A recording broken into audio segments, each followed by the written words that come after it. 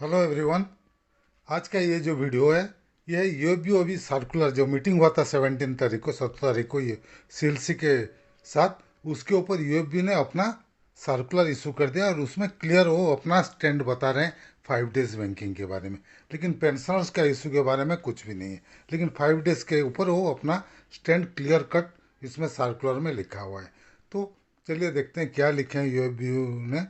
इसके पहले कि हम वीडियो शुरू करें, अगर आप अभी तक हमारे चैनल को सब्सक्राइब नहीं किए हैं तो प्लीज़ सब्सक्राइब कर दीजिएगा, ताकि आगे हम जो भी वीडियो बनाएंगे उसका जानकारी आपको मिलते रहेगा। चलिए शुरू करते हैं आज का वीडियो। ये देखिए circular united forum of bank unions का, dated 18/6/2025। Dear comrades, conciliation meeting held on 17/6/2025। 17 तारीख को जो कंसिलेशन मीटिंग हुआ था सीएलसी के साथ, उसके बारे में वो लोग लिखे हैं। पहले दो मीटिंग हो चुका है, 18 मार्च 2025 एंड 21 मार्च 2025, और इसके बाद भी कुछ नहीं हो पाया। आईबी और डीएफएस के साथ बातचीत हुआ, फिर अभी एक राउंड ऑफ डिस्कशन फिर उसके बाद हुआ 23/4/2025 पर। Bipartite IBA has called us for bipartite discussion हुआ 23/4/2025 में आईबीए के साथ। उसके बाद फिर this was followed by conciliation meeting हुआ 29/4/2025 में। The detail of which has also been communicated to all our union. सब यूनियन को वो डिटेल कम्युनिकेट हुआ था 29/4/2025 में, जो बातचीत हुआ था। और ये बातचीत होने के बाद स्ट्राइक जो कॉल्ड अप किए थे, उसको कॉल्ड अप किए थे एज एज फॉलोज अप। उसके बाद अभी यस्टरडे 17 तारीख को फिर एक मीटिंग और हुआ था चीफ लेबर कमिश्नर के साथ। उसके साथ साथ डीएफएस का रिप्रेजेंटेटिव्स और बैंक का रिप्रेजेंटेटिव्स, आईबीए का रिप्रेजेंटेटिव्स और सभी 9 यूनियन का रिप्रेजेंटेटिव प्रेजेंट थे उसमें। उसके बाद क्या है डिटेल में एक एक करके देखते हैं। 5 डेज बैंकिंग, 5 डेज बैंकिंग में वो पॉइंट आउट किए हैं कि प्रपोजल बहुत दिन से पेंडिंग है। We pointed out that the strike was postponed only on the assurance of the DFS. The issue is receiving serious attention of the government, and since there has been no development in the issue, we informed the government that if there is further delay in the matter, UFU will be constant to revive the strike call. सही बात है, बहुत दिन हो गया है। ये भी क्लियर कट वो लोग बोल रहे हैं, अगर वो डिले होता है तो हम स्ट्राइक कल में फिर जाएंगे, और जाना भी चाहिए। मेरे हिसाब से तो स्ट्राइक कल करना ही चाहिए। द सीएलसी इन्फॉर्म दैट, वो लोग भी टेकअप किए हैं बात डीएफएस के साथ। DFS representative explain that they are of the sensitivity of the issue and that the matter is under consideration of the government. वो बोले मैं सेंसिटिविटी का इशू को समझते हैं, डीएफएस का रिप्रेजेंटेटिव बोला, और मैटर गवर्नमेंट का कंसिडरेशन में। लेकिन कितना दिन होगा, कितना दिन तक कंसिडरेशन वो लोग करते रहेंगे? हम्म ये तो लंबा चौड़ा कभी ना ख़त्म होने वाला नहीं होता है। एनीवे, उसके बाद we inform the IBA and government that UFU can not wait indefinitely, and the UFU is considering reviving the strike call.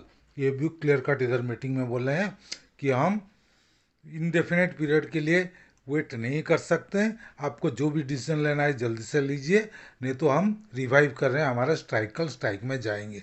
Clear cut अभी यूएफयू बता दिए, और वही होना चाहिए। क्लियर कट बोलना है, टाइमलाइन दे देना चाहिए। वो नहीं दिए टाइमलाइन, टाइमलाइन देना चाहिए। विद इन 1 मंथ और 2 मंथ करो, अदरवाइज हम स्ट्राइक कल में जा रहे हैं। हो सकता है नेक्स्ट मीटिंग के बाद स्ट्राइक कल जा सकते हैं। नेक्स्ट तो अगस्त में है फिर रिकन्सिलेशन मीटिंग, उसके बाद हो सकता है स्ट्राइक में जा सकते हैं। Next, increasing attack on bank staff in branches. जैसे कि बैंक में बहुत सारा आप जानते हैं सो आदमी लोग आते हैं, मिसक्रिएंट सब आके, एंटी सोशल एलिमेंट आके बैंक में स्टाफ को मार पीट कर रहे हैं। और रिसेंटली एसबीआई धुले में एक इंसिडेंट हुआ था। इंस्पाइट ऑफ डीएफएस से इंस्ट्रक्शन जाने के बाद भी, सभी चीफ सेक्रेटरी के पास जाने के बाद भी ये इंसिडेंट्स हो रहा है। इसलिए वो बोल रहे हैं take all preventive measures to avoid such incidents, ensure prompt and effective response, take strong and deterrent action. Action immediately लेना चाहिए जो भी ये गलत काम कर रहा है। उसके बाद पीएलआई स्कीम के ऊपर लोग बोले हैं, जो डीएफएस का था, revise PLI scheme of the DFS for scale 4 officers and above के लिए डीएफएस का जो सर्कुलर गया था उसके आधार पर वो बोले कि उसको मीटिंग में अभी बातचीत चल रहा है, लेकिन पीएनबी ने अप टू स्केल 3 पीएलआई दे दिए जो कि गलत है डिस्कशन होने के बाद। और सीएलसी भी बोला, CLC express his view that the PNB management should not have done this when the issue is before him. जब सीएलसी में बात चल रहा है पीएनसी का मैनेजमेंट को ये नहीं करना चाहिए था।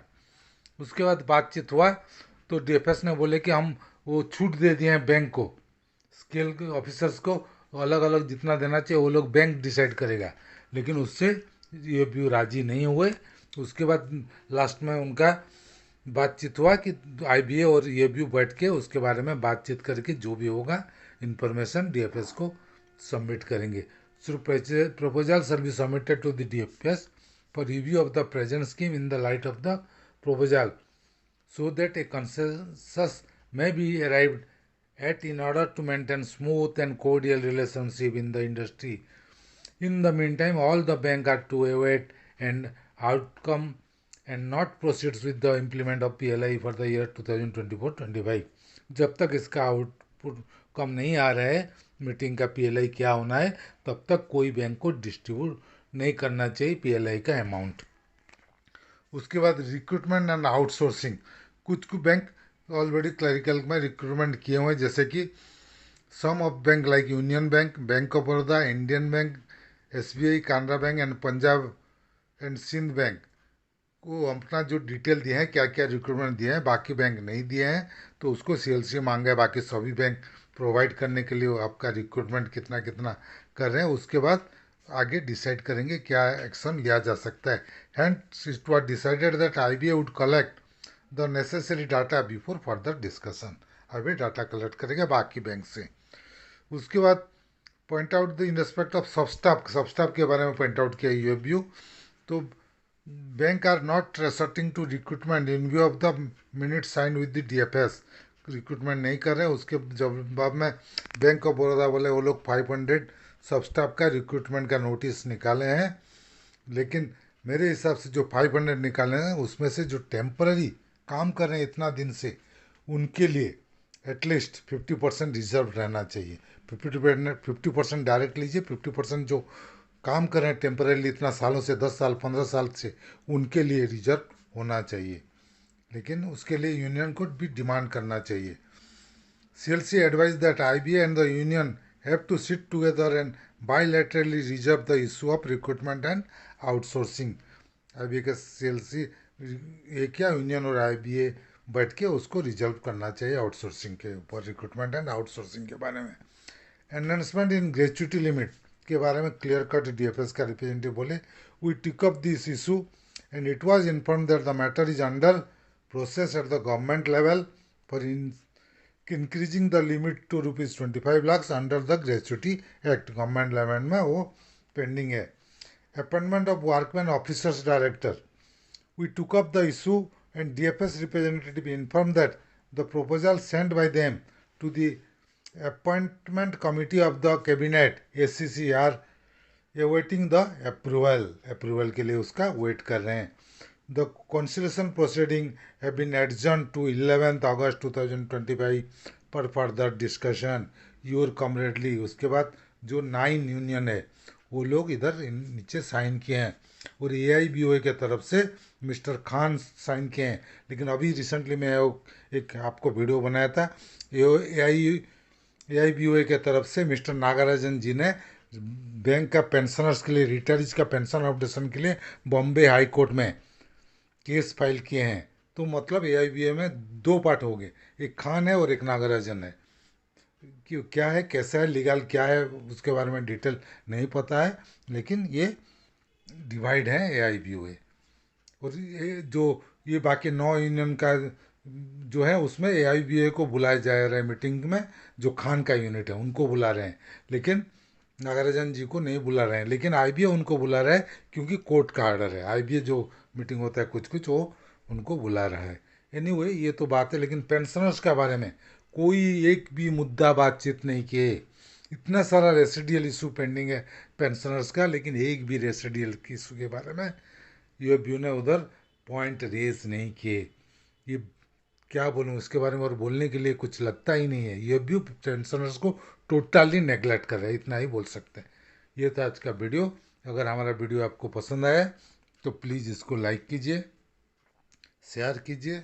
आपका कुछ मतामत है तो कमेंट सेक्शन में ज़रूर दीजिएगा। और अगर अभी तक हमारे चैनल को सब्सक्राइब नहीं किए हैं तो प्लीज़ सब्सक्राइब कर दीजिए और बेल आइकन को दबाना मत भूलिएगा, ताकि आगे हम जो भी वीडियो बनाएंगे उसका जानकारी आपको मिलते रहेगा। Team Amiya Kumar Mishra, thank you.